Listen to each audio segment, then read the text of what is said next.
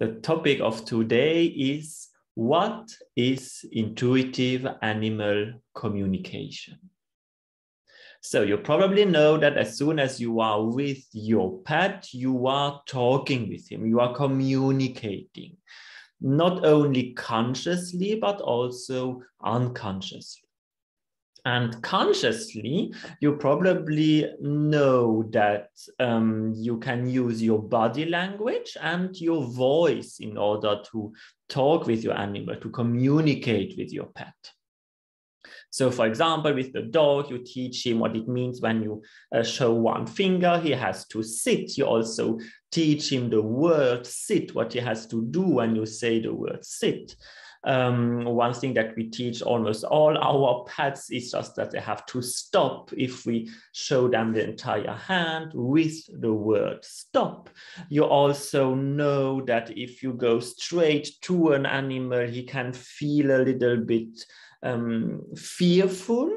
So you turn around a little bit, so you're much more friendly with the animal, or you go backwards. For example, if you want your puppy to come to you, you don't run towards your puppy, but you run away from the puppy. So you invite him to come to you. So that's really, we use body language a lot when we talk with our animals. And we also learn to understand the body language of our pets.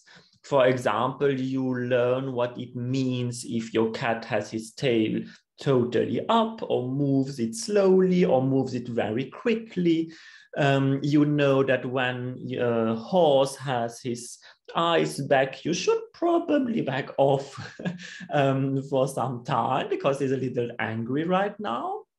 And you also know what your dog wants when he barks or when he growls. So that's really what we think we use most when we communicate with our animals, with our pets. So body language and our normal voice, the words we are saying, or the words the animal is saying.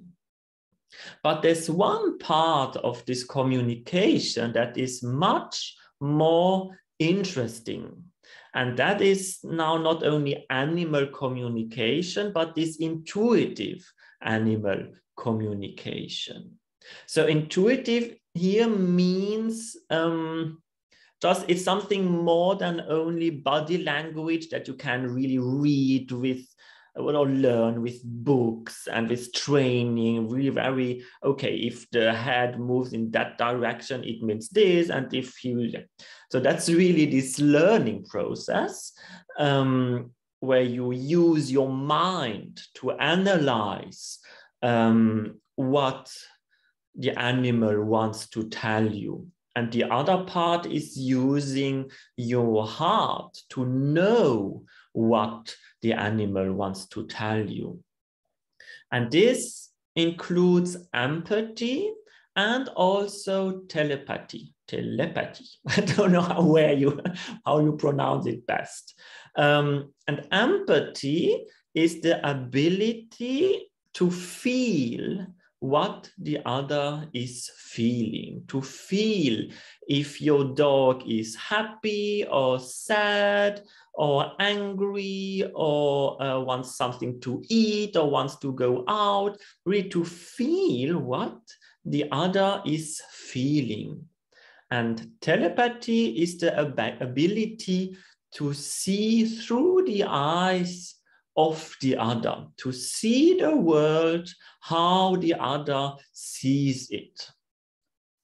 And you can use both when communicating with your animal, and in fact, you always use them, but that is more the unconscious part.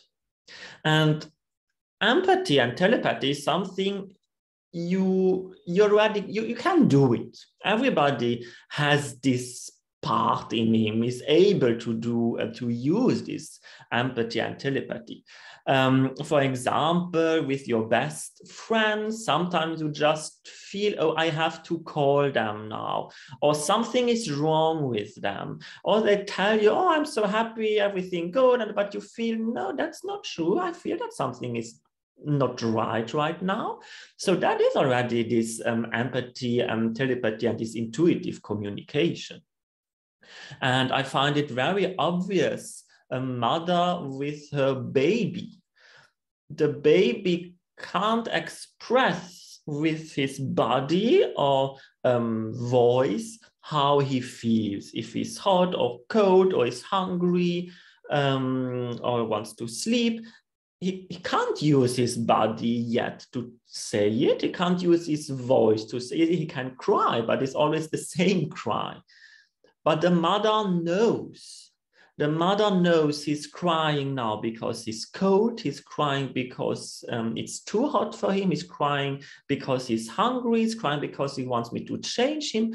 The mother knows it. She knows what her baby is feeling. She sees the world through the eyes of her baby. And if you learn intuitive animal communication, so if you are an animal communicator, you just take this ability and learn to use it more and more consciously and more in detail. Like, for example, if you learn a new language, first you learn simple sentences like, how are you? I'm fine. My name is, I am so years old. So that would be this body language where you can exchange. It's nice. But there are some limits, because if you don't know the word, you can't tell the other how you feel, for example. And this empathy and telepathy would really be, okay, how can I express this in a much more precise way? So you would learn the language more and more and more till you are really able to find the exact right word that expresses how you feel, what you are thinking about, and so on. And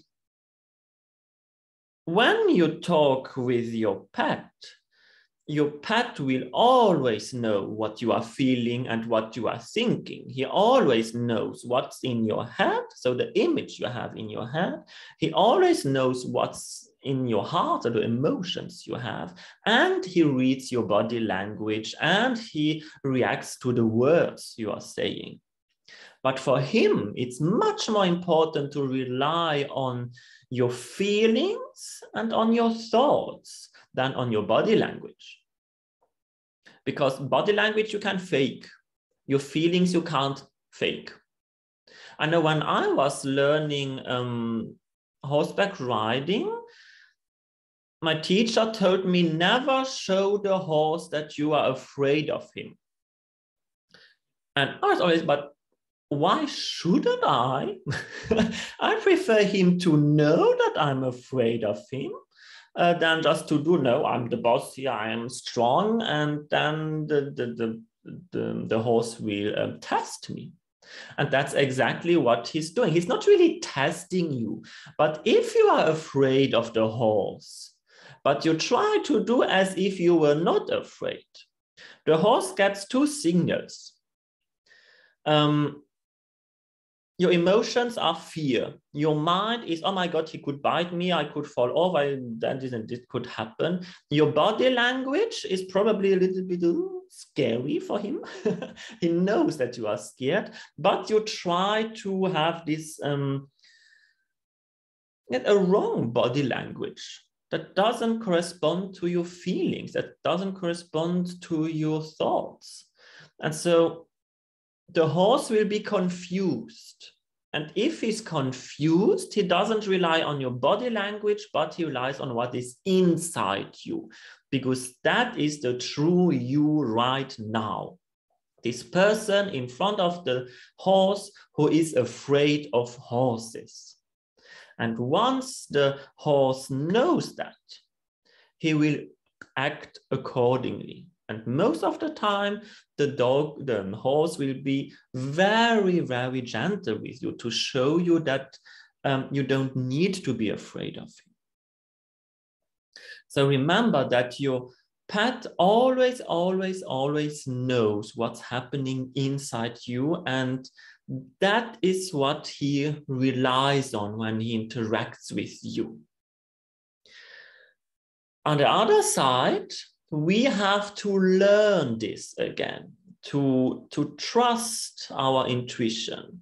Not only analyze the animal with our eyes and with our mind, everything we have learned, how the tail is and how the eyes are and so on, but really, okay, how is he feeling right now? If I were this dog, how would I be feeling right now?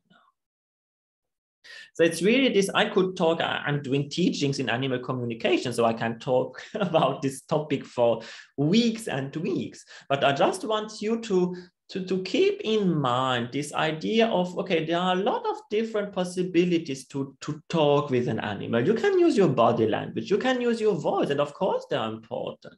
But remember that you always feel something, you always think of something when you are talking, and your animal relies on this. So if you want your animal to understand you fully, you should simply be authentic in your communication, which means your mind, so your thoughts, your feelings, emotions, your body language, and your voice give one and the same signal, one and the same word, no matter how you want to call it. Then your pet understands fully what you want from him. Doesn't mean he will do it, but he knows he should do it. And yes, that's really for if you communicate with your pet, really try to have this all aligned, your thoughts, your heart, your body language, and your voice. And know that this empathy, this telepathy is something you can really learn to rely on and to use consciously. And it's nice because then you have the answers to the why questions. Why is my dog barking? Why doesn't my cat come back at night? Why doesn't my horse like this one person? Why is my horse afraid of this specific thing? You can really see the world through the eyes of the animal.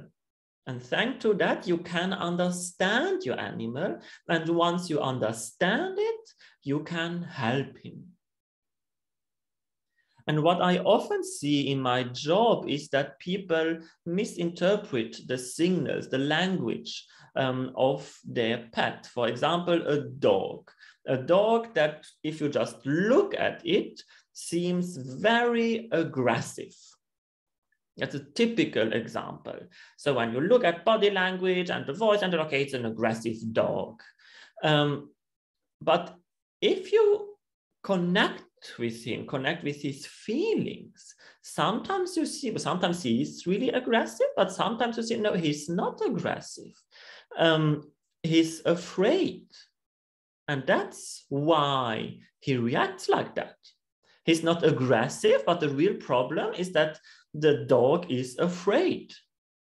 And so if you know that your dog is afraid, totally in fear, in panic, you will react in another way than if you know that your dog is really aggressive and hates this one person and really wants to bite him just because he hates this person.